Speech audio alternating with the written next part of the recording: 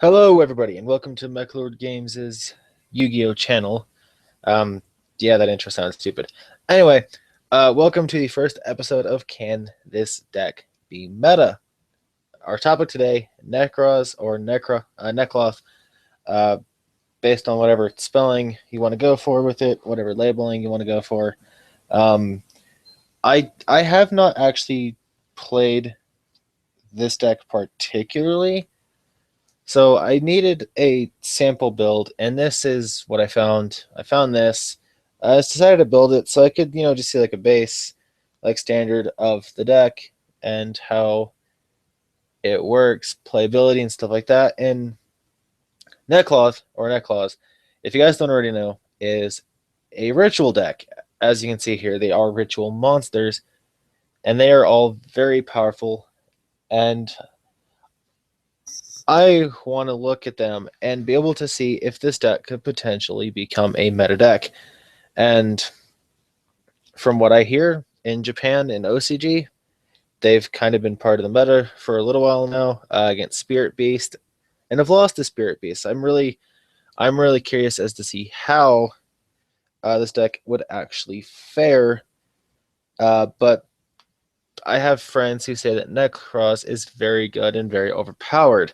So let's go through their effects now. As far as a whole, to see if this deck can be, meta. So you have Archmage the Nekroz. If it's tributed by a card effect, you can add a spellcaster type Nekroz ritual monster from your deck to your hand. If it's banished, send a Nekroz monster from your deck to your graveyard. I know a lot of people would probably take advantage of Archmage's effect that way, but personally, I don't think that Archmage of the Nekroz would be really that useful in the deck. Dance Princess of the Nekroz.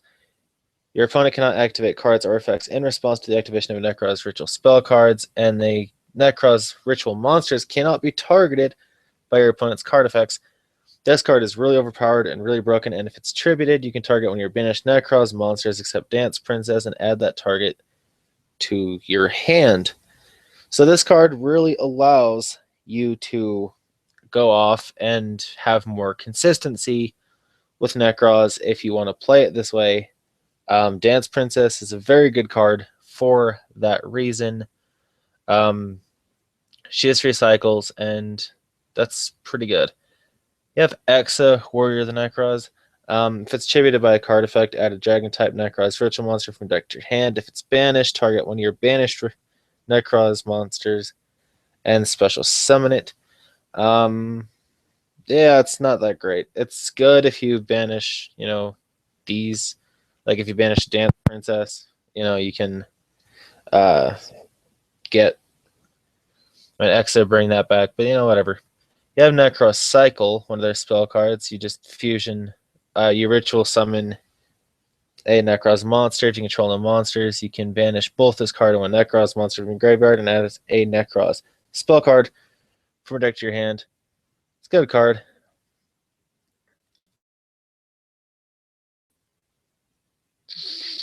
Yeah, it's not bad. Then you have Exomirror. That pretty much does the same thing. It can only be used to ritual summon Nekroz monsters, blah, blah, blah. You can also tribute monsters from your hand or field and or banish Nekroz monsters from your graveyard, whose total levels equal the level of that ritual monster. So you can Exomirror, summon any one of the ritual monsters, and banish them from the graveyard for Exomirror. So that is really powerful. And it has the same effect as the other one. If you control no monsters, you can banish both this card and a Nekroz monster and add a Nekroz spell card from your deck to your hand. So just allows you some quick plays and searches out for more of your Kaleido Mirror here, which is really the most overpowered one. People keep calling me on Skype. Can only be used to ritual summon Nekroz monsters just like the other ones. You must also tribute one monster from your hand, field, or send a monster from your extra deck to the graveyard. Whose level ritual monster. You can only use this effect of Nekroz Kaleido Mirror once per turn.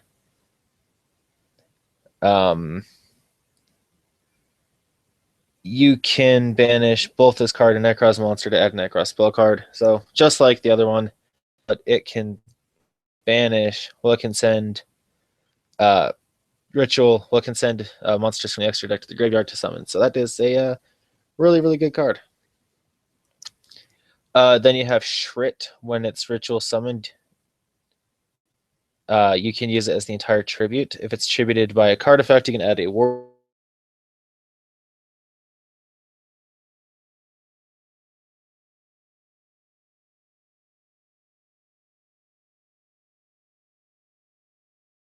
And it is searchable via Shrit when tributed. You can ritual summon this card using any Nekroz ritual card. Can't be switched some other ways. They all have that pretty much same effect. Now, this has a discard effect. You can discard this card and add one Nekroz monster from your deck to your hand, except Nekroz Armor of Brionok. You can only use search out for a Nekroz monster, and if it's on the field, you can target one or two monsters on the field that are special summon from the extra deck and shuffle them into the deck. It's basically just this deck is designed to get rid of extra deck shit. It does not care. Yeah, shit from the extra deck. It says GG. So that is Brionok. 2300 attack monster, pretty much the same as the ritual monster that actually exists. Well, as the Synchro monster. Well, I am so like. So anyway, you have the Nekroz Armor of Cataster. It's a level 5, but I don't play this one. Don't really see a reason to. But you can discard it, target a Nekroz monster in your graveyard, special summon that target. You can only use that effect once per turn. At the start of the damage step, the Nekroz monster you control battles a monster that was special summoned from the extra deck, destroy that monster. So this is basically like Alley of Justice Cataster, but Nekroz version. And if you actually notice, it's pretty much Exo Warrior the Nekroz, just upgraded, pretty much. So then you have Nekroz Armor of Colossus, which is Shrit, pretty much. This guy, you discard it, add a Nekroz spell trap card from your deck to your hand. During either player's turn, you can target one monster on the field that was special summoned from the extra deck, and its attack becomes 0, and its effects are negated. So it has a similar effect to Mist Alley Colossus, but uses it on extra deck monsters. And this deck really is just a killer of extra deck. And it's actually quite hilarious how many people actually die to this. And it's a searcher. And it's broken. Then you have Nekroz Armor. Well, Nekroz Armor of Decisive Armor. Really weird name, in my opinion, for them to take. But during either player's turn, you can discard this card, target one Nekroz monster you control. It gains 1,000 attack and defense till the end of the turn. You can target one set card your opponent controls, destroy it, and if you do, you banish it. So this is an anti-back row, and it's a 3,300 attack point beat stick that really just does not give a fuck about your opponent's back row. This card is really broken. It's not really searchable. Well, yeah, it's not really searchable via any of the other guys' card effects, but it is very, very powerful when you do choose to summon Decisive Armor. Next, you have Gungnir, that you can discard it, target one Nekroz monster you control. It cannot be destroyed by battle or card effects, or during either player's turn, you can discard one Nekroz card, target one card in the field, destroy it. So this deck is just very versatile. And all of their discard effects can be during either. Well, most of their discard effects uh, can be used during either player's turn. Then you have Trishula. Well, Trishula, uh, you can discard it when a Nekroz monster you control is targeted for a card or effect. You can discard this card, negate the activation. So that itself has its own use for discarding. And when it's ritual summoned, banish one card from your opponent's side of the field, hand, and graveyard. So it's just like Trishula, just bigger. So that's a plus. Then you have Unicorn. It's a level 4. Discard a target Necroz card in your graveyard and add it to your hand. And then on the field, negate the effects of all face-up monsters on the field that are special summoned from the extra deck. So that has a nice effect as well, and it's a 2300 attack level 4 monster. So really, I mean, the deck has a lot of potential. Then you have Valkyries, that when it declares an attack, banish one Nekroz card from your graveyard, then discard this card, then negate that attack, and end the battle phase. During your main phase, you can tribute 1 or 2 monsters from your hand and or your side of the field, and if you do, draw a card for each card tributed. So this is draw power. But other than that, it's pretty good. The set overall has a lot of support, considering you have cards like Preparation of Rites to search them out and add ritual spell cards from your graveyard to your hand. You can search out Clauseless and Shrit with Rhoda. You can search those cards out with Manju. And there's a lot of ritual support. So this deck really has a lot going for it, and you can make this deck very, very versatile. And you can actually do a really nasty play, which would be make 2 Gunk, 2 Bryonok, make Exabeetle,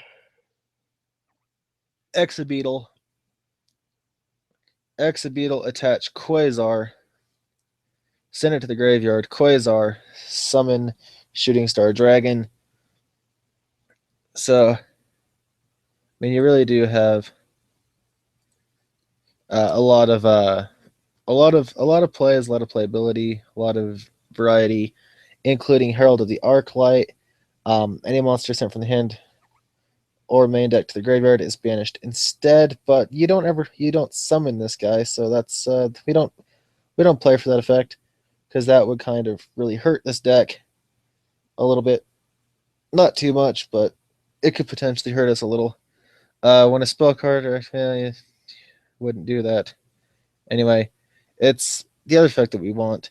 If this card is sent to the graveyard, you can add 1 ritual monster or 1 ritual spell card from your deck to your hand. And since it's if, it resolves after every other card effect. And you don't have any resolving card effects with these monsters except for when you go for Trishula. So that really would be your only resolving effect, but I don't know if that would actually stop. Well, no. Herald of the Arclight is if, so no, you can't really stop Herald's effect. So anyways, with that, keep in mind that this deck does have a lot of support. There's a lot of playability with this deck. Don't really take too much into consideration about this deck here that you're seeing on the screen, because this is just the shell for the deck that I found. I don't even want to play this build, but I'm going to try it out, at least figure out how it works, and then be able to develop my own deck style of Nekroz from them. But in my opinion, I do really believe that Necloth and Nekroz can be a meta deck and can potentially be one of the most overpowered decks in the game, considering its consistent search power, its summon power, its playability, the kind of things it can do. I really foresee this deck possibly getting hurt in OCG, I guess the new ban list, Manju is getting a hit list due to the fact that Nekroz has been doing well in OCG because it is an OCG set. So meta-wise, yeah, it is pretty much meta. But when these come out to TCG, I believe that players in TCG will be playing this deck a lot as well. So my opinion, that is kind of what I feel about this deck. So I'm going to go and actually try it out, and I will probably deck profile an actual deck of this because I like it. I like the way that it seems it can work. I like the consistency. Ugh. But anyway, I'm going to go test it out. So I will see you guys later on whatever the next video it is that I make. Remember to like, subscribe, rate, and comment, and I will see you guys later.